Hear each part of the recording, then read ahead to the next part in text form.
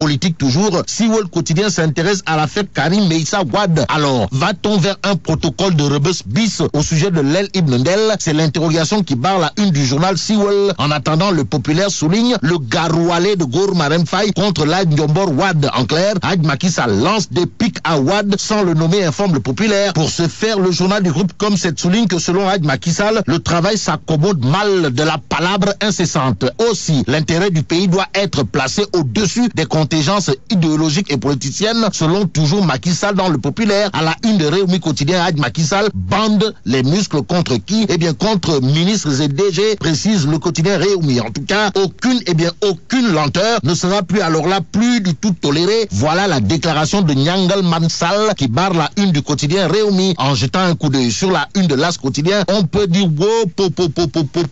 en tout cas, la commission d'instruction désavoue Ali Ndao. Voilà le titre qui barre la une de l'As Quotidien. Au journal de préciser que la commission d'instruction a refusé catégoriquement de placer Aïda Ndiong sous mandat de dépôt. Et là, c'est une information judiciaire qui est ouverte. En ouvrant enquête, le journal, on peut dire sans trop se tromper que Dieu est grand mais Wade n'est pas petit. Le journal Enquête, au sujet de la visite du vieux à Aïda Ndiong, informe que l'État mobilise 700 agents de sécurité. Ça veut dire quoi? Eh bien, ça veut tout simplement et tout bonnement dire que le Khalif général Koul Wadayon, c'est l'homme le plus surveillé du Sénégal, d'après le journal Enquête. Direct Info sur la visite de Wade à Karim, titre retrouvailles émouvantes. En attendant, les enseignants apéristes sur les propos de Wade tapent du poing sur la table, informe Direct Info. Bon, pour monsieur le ministre conseiller Youssou Touré et compagnie, si Lai Wade continue, il risque de retrouver Karim à Rebus, écrit Direct Info. Comme pour le journal d'informer que pour les enseignants de l'APR pilotés par Youssou Touré, Mam Wade doit se taire et se terrer. Bon, intéressons-nous au local avec la Tribune qui nous apprend que l'APR est dans la tourmente à Hambourg et foreclose à Pikine. Le quotidien